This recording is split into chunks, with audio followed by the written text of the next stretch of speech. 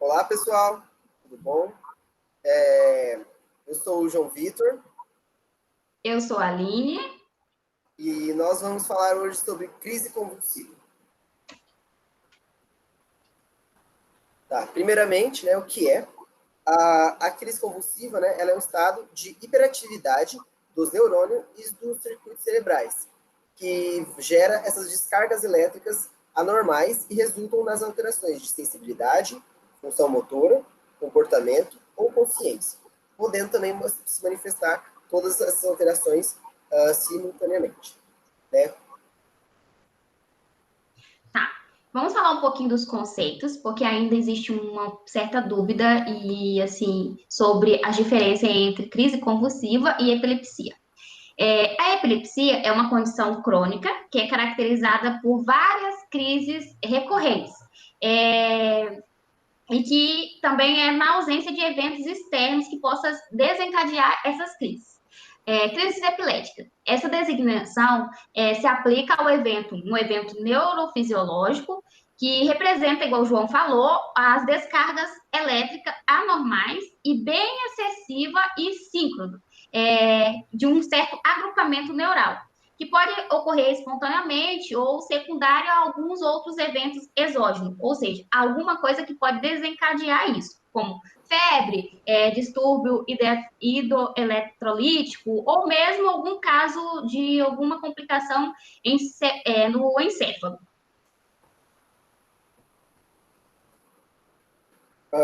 Outros conceitos, então, são o de convulsões, assim sendo definidas, né, as crises epiléticas com as manifestações motoras. Por quê?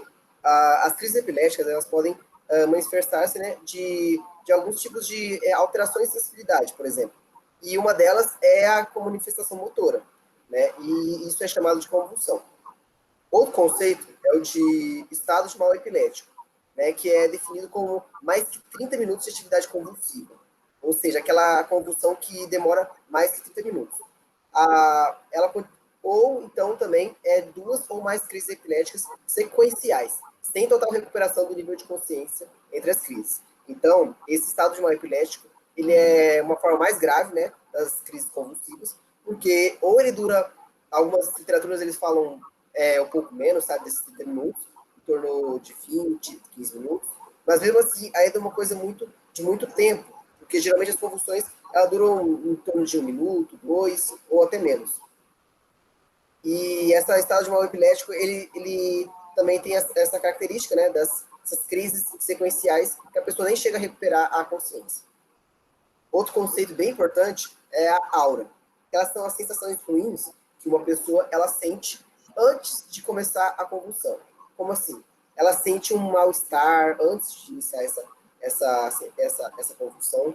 Ela sente também uma sensação intensa, né, de que essa convulsão vai acontecer, como se fosse um déjà vu, né, de que aquilo já aconteceu antes.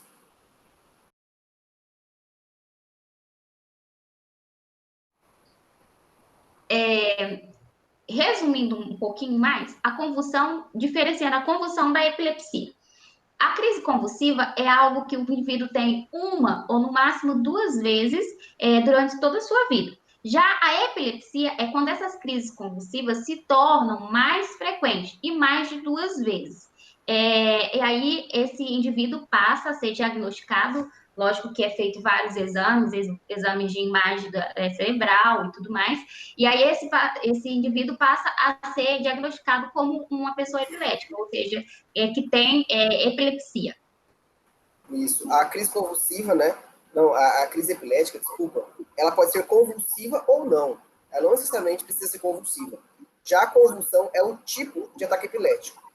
A epilepsia já é uma condição crônica que tem algum fator que pode desencadear ela, né? Por exemplo, a pessoa pode ter uma convulsão devido a algum fator externo e não necessariamente ser epilético. Ser apenas um caso isolado. Assim. A origem, então, as crises convulsivas, né, elas podem ser ou parciais ou generalizadas. Igual a gente está vendo aqui na imagem, a parcial ela tem um foco. Ela só envolve, então, uma parte do hemisfério cerebral, ou o lado esquerdo ou o lado direito. né? E tem um foco, ela tem um local determinado que ela começa. Já na crise generalizada, não. Ela tem um envolvimento de todo os hemisférios cerebrais, né? Em ambos os lados. E outra característica da crise generalizada é a perda da consciência. A pessoa não se lembra de nada e começa a convulsivar.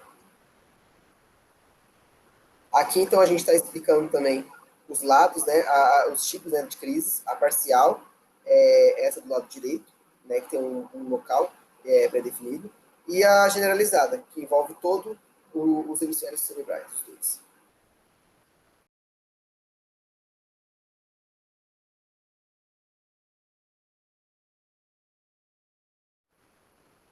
Vamos falar um pouquinho das causas. Em alguns casos, né, pode ocorrer de não conseguir identificar especificamente uma causa. Porém, algumas coisas que acontecem podem indicar que seja a causa. Ou seja, em crianças, quando tem febre alta, crianças normalmente abaixo de 5 anos, normalmente se tem muito cuidado para não ter febre muito alta, porque essa febre alta pode causar uma crise convulsiva. Outro fator que pode desenvolver são as doenças das meninges, né? Inflamação nas meninges. Também encefalites, em caso de pessoas que tenham tétano, tumor cerebral, tudo isso que mexe com a parte neurológica. Outra questão também que pode acontecer, pode se desenvolver, é através da infecção pelo vírus HIV. Pode também ter pessoas que têm algum traumatismo craniano, também pode vir a ter crise convulsiva. Além disso, um fator que também deve prestar bastante atenção é pessoas que fazem uso de algum tipo de droga ou álcool. Ele pode, com o tempo, passar a ter crises convulsivas. Igual a gente já falou anteriormente, distúrbios metabólicos, hipoglicemia, o próprio diabetes, insuficiência renal também pode gerar essas crises, e a própria falta de oxigenação no cérebro pode desencadear, sim, uma crise convulsiva. Sim. Esses são, então, os chamados gatilhos, né, que podem desenvolver essas condições. Entre as causas, então, né, igual a gente falou, são alguns gatilhos, né, essas coisas que podem desenvolver a convulsão, né, a crise convulsiva. A privação de sono, infecções, né, por algumas bactérias, febre, né, a pessoa que tem uma hipertermia. É bem comum essa febre em crianças, é muito comum nelas porque elas são um pouquinho mais debilitadas e isso, o sistema nervoso dela não é muito desenvolvido e por isso é mais comum a questão da febre. Privação de oxigênio ou hipoglicemia, né? Baixo nível de oxigênio no sangue. Esses são alguns fatores que podem desencadear. Então, uma convulsão, ela resulta de um estímulo, né, que é chamada uma convulsão provocada. E necessariamente não é uma crise epilética, uma crise não epilética. Igual a gente falou um pouquinho já anteriormente, novamente a figura traz, nas convulsões, elas podem iniciar de forma focal, que começam no lado do cérebro e pode depois se aumentar. A classificação dessas convulsões depende de a pessoa estar consciente durante a convulsão ou não. A percepção é mantida, as chamadas convulsões focais ou perceptiva, ou a percepção é prejudicada, quando existe as chamadas convulsões focais ou com percepção comprometida. Essa é a diferenciação entre uma e a outra. Uhum. E também, então, tem, igual a gente tinha falado no começo, né, a ginite generalizada, que elas vão envolver, então, ambos os hemisférios do cérebro. Com isso, né, ela prejudica, é mais comum, né, na generalizada, a perda da consciência. E, por isso, ela tem a característica, né, das alterações motoras, né, que geralmente acontecem ali na hora. A perda de consciência, ela pode, então, ser breve ou durar muito tempo. Diferente da focal, né? Na focal, às vezes, não necessariamente ocorre a perda da consciência, né, e a reação motora. Os tipos, então, né, eles têm várias classificações, né, que a literatura nos traz. Entre eles, né, são as chamadas convulsões clônicas, que, igual ali na imagem, né, os membros de ambos os lados do corpo e eles pegam e se contraem ritmicamente durante todo o episódio da convulsão. Igual a gente vê na criança, o que acontece? Os braços e as pernas, elas ficam como se fossem os mesmos movimentos. Enquanto aqui, ó, nas convulsões tônicas, significa o quê? É a contração propriamente dita, né? Que ela dura de alguns segundos a alguns minutos. Existe o quê? As convulsões tônico-clônicas, que são as mais famosas, né? Que a gente escuta bastante na literatura, que é o quê? É a junção, né, da fase tônica com a fase clônica, né? Que ficam se alternando entre contrair e relaxar.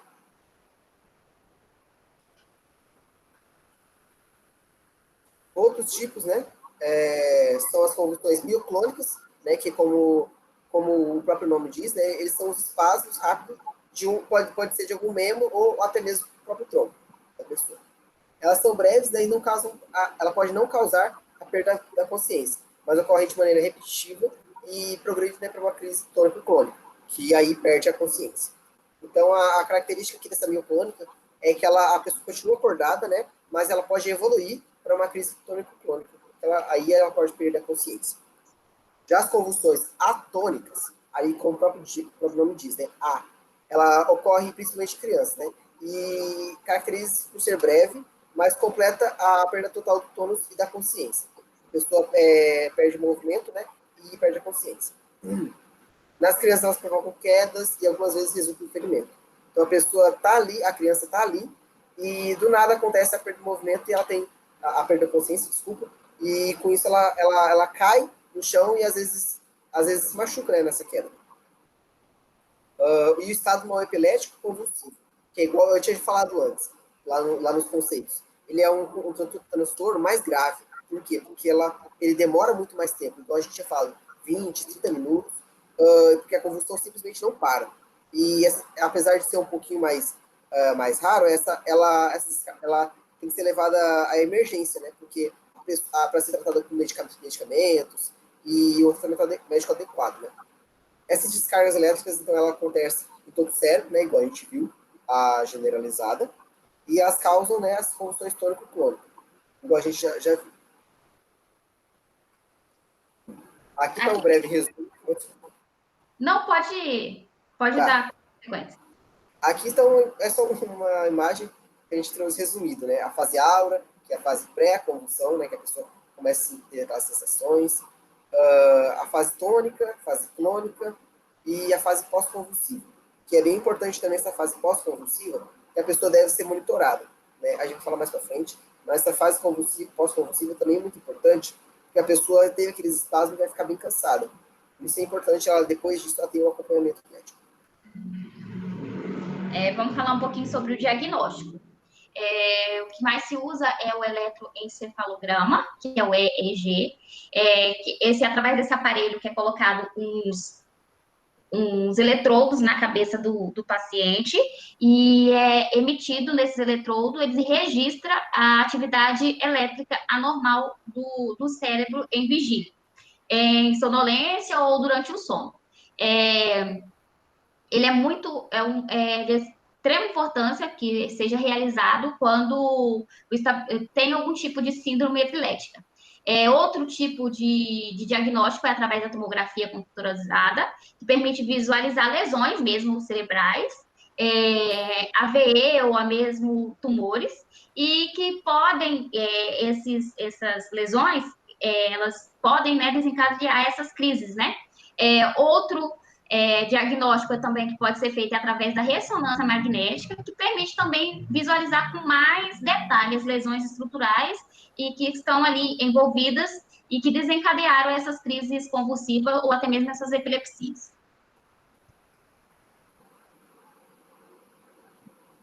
A questão aqui do tratamento, né? O tratamento, da epilepsia, né? Mas também envolve também as crises convulsivas, né? Ele pode ser clínico ou cirúrgico. Clínico, o que significa? Ali os sinais, sintomas da pessoa, né? E então, nesse tratamento clínico, né, enquanto a pessoa está tendo sintomas, porque ele pode também ser a nível hospitalar, são as drogas antiepiléticas, como o fenobarbital, né, os barbitúricos, a carbamazepina, o valproato de sódio e a ferritoína, que são anticonvulsivantes, né? E, além disso, os benzodiazepínicos também podem ter algum proveito, né, nesse tratamento, que são as drogas utilizadas no tratamento agudo. Às vezes, no nível hospitalar, isso acontece. Então, essas são as drogas de escolhas, né, como o diazepam, né, os benzodiazepinas, clonazepam, nitrazepam. Eles são, então, durante a crise, né, a nível hospitalar, às vezes a pessoa já tem ali o acesso e, por isso, é mais fácil você tratar essa crise epilética, que vai ser bem menos danoso para o paciente. Então, como a gente viu, né, esse foi o tratamento clínico durante a crise. Agora a gente vai falar um pouquinho do tratamento cirúrgico, que é quando essa questão já da epilepsia, que a pessoa teve já um diagnóstico, passou pelo médico, passou pelos exames, já aconteceram várias crises dessa, né? Então, entre essas cirurgias, né, podem ser realizadas, então, essa chamada lobectomia temporal, amídalo-hipocampectomia, calazotomia e a hemisferectomia. São cirurgias, né, que o médico vai indicar, né, depois de todo o acompanhamento, a pessoa pode tirar proveito. Vamos falar um pouquinho o que fazer durante a crise. Inicialmente, né, primeiro manter a calma, porque às vezes a pessoa pode estar em público, no local público, e aí cria-se todo aquele movimento, né? E o importante é, se você está presente, manter primeiramente a calma, evitar que a pessoa, percebeu que a pessoa vai ter uma crise, ou se for, você já conhecer essa pessoa, se for um parente seu e tudo mais, já percebeu que a pessoa ficou um pouco estranha, evite que a pessoa caia bruscamente no chão, para evitar lesões.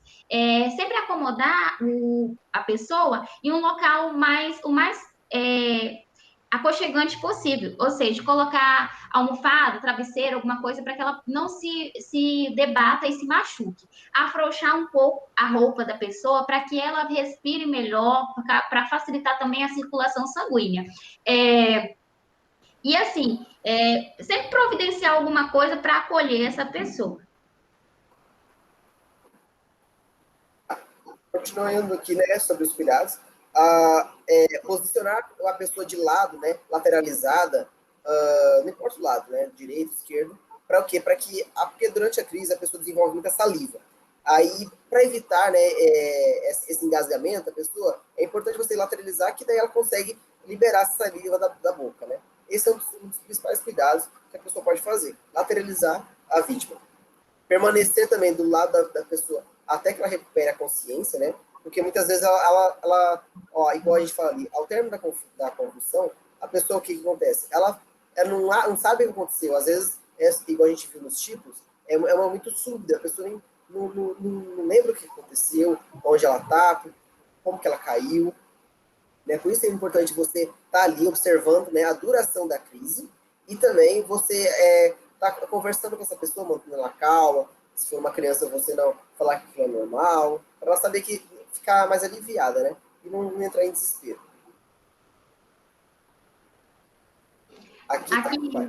Aqui a gente tem as imagens reforçando tudo isso, ficou de uma forma bem didática, né? E é o principal que a gente já citou. E principalmente lembrar que se essa crise passar dos 5 minutos, né? A gente deve chamar o mais rápido possível o SAMU, 193, para poder ajudar essa pessoa. Porque, assim, talvez ali no momento da crise, acaba que faz esses primeiros socorros e acaba esquecendo de cronometrar esse tempo e acaba esquecendo também de chamar ajuda, o que é essencial para que essa pessoa seja, se ser necessário, seja levado para um pronto atendimento. Sim, muito importante. Agora, então, o que não fazer, né, durante a crise? Que a gente viu agora o que a gente pode fazer, né? E agora o que não fazer. Então, não impedir os movimentos da vítima, né? Muitas vezes a pessoa fala, tem que segurar ele para evitar, para não deixar ele se debater. Não, você tem que deixar a crise acontecer. É normal, vai acontecer, você não pode fazer nada. Se você segurar, você vai piorar ainda o caso, né? Às vezes pode machucar ela, se machucar. Não colocar, então, também a mão dentro da boca da vítima. Gente, muitas vezes a pessoa fala, não, porque ele vai engasgar, que vai não sei o que, vai entrar para dentro da língua. Isso não acontece. Só você lateralizando ele, às vezes a pessoa pode machucar superficialmente ali a língua, mas isso depois pode ser tratado. A pessoa não vai engolir a língua dela, e só lateralizando já é o suficiente. É a recomendação. Tá bom? Não dar nada de comer ou beber até que a pessoa esteja completamente alerta, né? A pessoa terminou a crise, fala, dá uma comida para ele comer, dá alguma coisa para ele comer, para ele beber. Às vezes a pessoa pode voltar a ter crise e isso pode fazer ela engasgar. Então, nunca, em hipótese alguma, dê nada de comida ou bebida ali para ela durante 15 minutos, né? Não jogar água no rosto da vítima. Gente, a pessoa, às vezes, do nada surge com uma garrafinha d'água e joga no rosto da vítima. Isso não vai ajudar em nada. Não façam isso, porque não é recomendado. E ali a questão de dar de comer ou beber é importante também, porque às vezes, igual a gente viu as causas. Uma das causas é o quê? A hipoglicemia. Ela pode, então, ser uma das causas da convulsão. Mas mesmo assim, você não pode dar nada de comer por causa desse risco da pessoa sufocar e piorar ainda, ou às vezes morrer, por causa dessa comida que você deu. Mesmo que seja, então, não dê. Chame a ambulância, que eles podem providenciar uma coisa. Vamos falar um pouquinho do diagnóstico de enfermagem. Os objetivos das intervenções de enfermagem durante a crise convulsiva são proteger o paciente de lesões, documentar de forma descritiva como que foi essa crise convulsiva, quanto tempo teve a duração, e prevenir principalmente as complicações. Vamos destacar alguns dos diagnósticos. É lógico que dependendo do local que estiver, dependendo depois se esse paciente for levado para a área hospitalar, tem muitos outros diagnósticos. Mas, inicialmente, temos o risco de capacidade adaptativa intracraniana diminuída, né? Risco de padrão respiratório ineficaz, ou seja, essa pessoa durante a crise, ela pode sim desenvolver, né, ficar com padrão respiratório incorreto, ou taquipneico, ou muito, né, a questão da respiração muito de forma incorreta. Risco de troca gasosa prejudicada, ou seja, a respiração não está adequada, o paciente também teve essa diminuição, né, das trocas, pode ter a diminuição das trocas gasosas, e risco de lesão. Esse é o que ocorre muito, às vezes chega paciente que foi socorrido, acaba se ralando, ou até mesmo durante o início da queda, o início da crise, tem uma queda rápida ali, não dá tempo para prestar, né, segurar esse paciente, então o que a gente pode evitar é o risco desses riscos de lesões. Tá, então agora a gente viu os diagnósticos, né? Os cuidados de enfermagem que a gente pode prestar a esse paciente durante as crises convulsivas, né? A gente que fez a nível hospitalar, né? Então, avaliar o nível de consciência, da atividade motora, da liberação de esfíncteres durante a crise convulsiva. O que acontece? Às vezes, como se fosse por causa de crianças, isso acontece, ou às vezes idosos, é muito comum, né, essa liberação de esfíncteres. Fazer cocô, fazer xixi, isso pode acontecer, é comum, né? Então você vai avaliar, né, esse paciente quanto ao nível de consciência, né, e essa liberação de esfíncteres. Acolchoar as grades de proteção, né, igual a minha colega falou, por causa do risco de lesão. Então você vai evitar, né, que a pessoa pegue e se machuque. Manter a cama em posição baixa, né, para caso ela caia, né, isso venha acontecer, é uma prevenção, né, para essa lesão. Manter a via aérea pérvia com cânula de Guedel. Lembra durante a fase áurea? Então, lá a gente pode manter essa... Quando esse paciente sente que está chegando a essa crise, você pode colocar essa cânula de Guedel para favorecer essa respiração do paciente. É um dos cuidados que podem ser realizados. Administrar oxigênio, né, para o catéter durante e após a convulsão.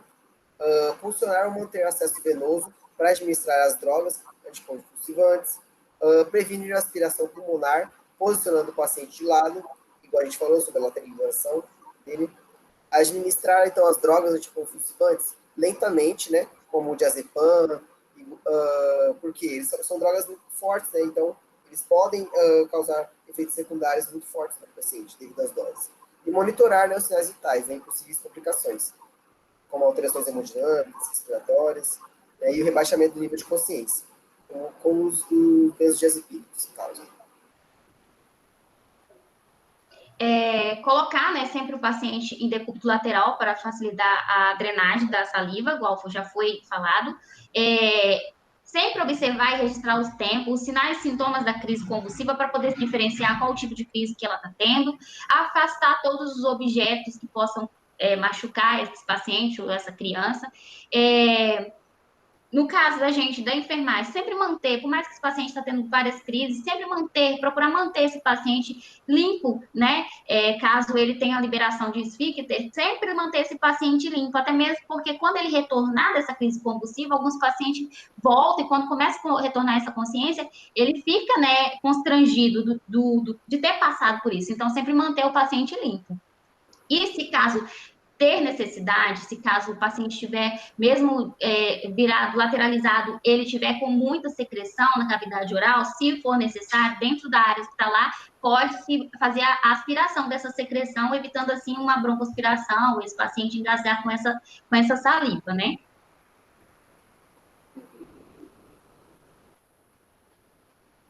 Aqui, então, a gente trouxe, né?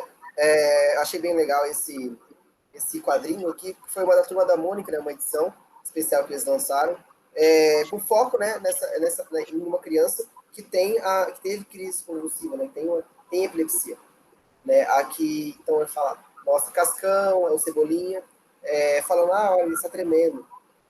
Aí a mãe, que já provavelmente já conhece o filho, né, já sabe que ele passou por essa situação antes, fala que isso é normal, que não precisa ficar assustado. Né? Então, viu, aqui a gente vê, nesse quadrinho, que é uma coisa que é normal, né, em alguns casos, então, e a pessoa não precisa ficar assustada, né, porque, nem muito alarmada, porque a pessoa vai passar por essa crise e depois tudo vai ficar bem depois. Antes da gente apresentar, né, as referências, eu quero ressaltar assim, que como a gente está tendo a disciplina de urgência e emergência, a gente pensa assim, só explicar talvez quando o paciente chega na urgência e emergência, mas eu vejo assim, que é uma coisa que pode acontecer, é comum, pode acontecer com crianças, né, na minha família mesmo, tanto meu irmão quando era pequeno, quanto meus dois priminhos teve crise convulsiva por conta de quadro febril.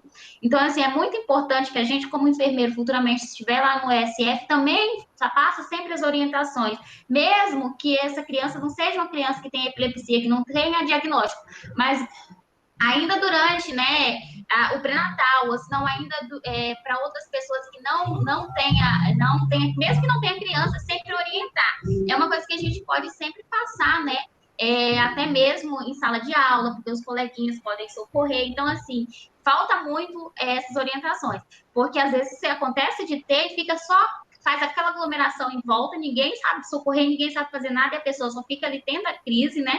E assim, é uma coisa que a gente tem que focar bastante nessa questão dos primeiros socorros, de como agir. Isso pode evitar muito agravamento, né, futuramente para essa pessoa.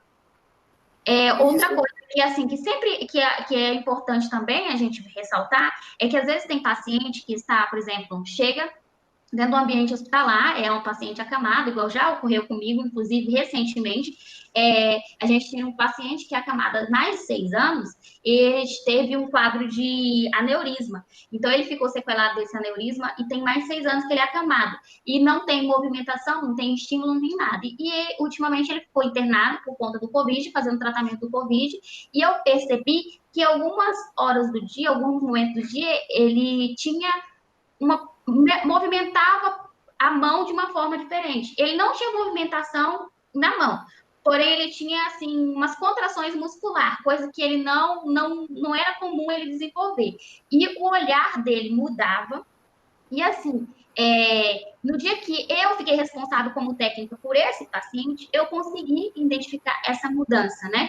E também por conta da oscilação que teve até mesmo nos monitores cardíacos.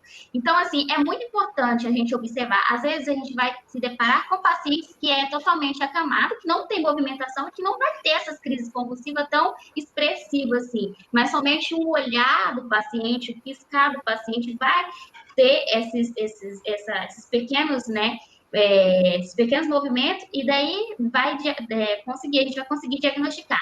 Então, quando eu percebi isso nesse paciente, eu comuniquei ao enfermeiro do setor e ele solicitou a presença do médico e realmente, mesmo que eram muito pequenas movimentações, o paciente estava tendo uma crise convulsiva, né? Então, a gente tem que ser muito atento, a gente tem que se atentar muito aos pequenos detalhes, né?